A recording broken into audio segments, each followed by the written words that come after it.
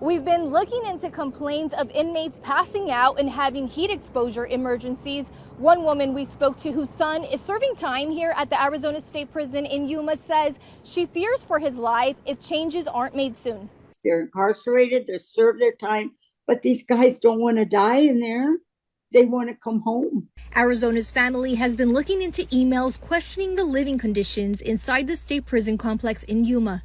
From not enough access to water and ice to no air conditioning in the housing units and transportation vans. He's seen the guys get off the van, they're soaking, their shirt is soaked, and one fell down, passed out.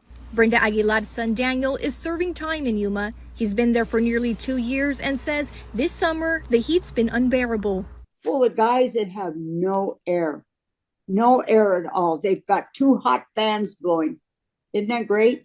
Corinne Kendrick, a lawyer with the ACLU Prison Project, says they've been trying to address these concerns for years. She just took a team to get a look inside the Yuma prison in April. I mean, the problem at Yuma was there's these 2 units where all they have are swamp coolers. During monsoon season in Arizona, a swamp cooler is pretty much useless. She says inadequate transportation is also an issue, especially for inmates with medical conditions. There's very few medical specialists in Yuma who will see incarcerated people. She says most inmates with chronic illnesses have to be transported to bigger cities like Phoenix and Tucson, which can be a 3 to 4 hour car ride. The concern we heard was that they weren't being provided water.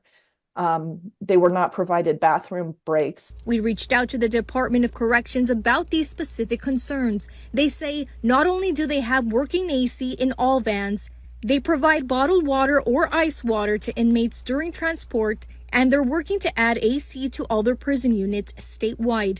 In June, the legislature, when they reached the budget, they zeroed out the money that was supposed to go to future projects to install air conditioning. The department's air conditioning installation plan shows 2 of their 5 units in Yuma don't have air conditioning. Statewide, 21 of their 51 units, or more than 28%, don't have AC. 11 are getting it installed right now.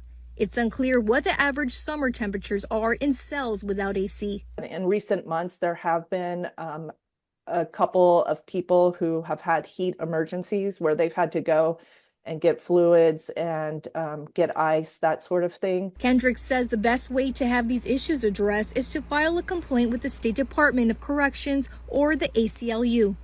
In Yuma, Alexandra Rangel, Arizona's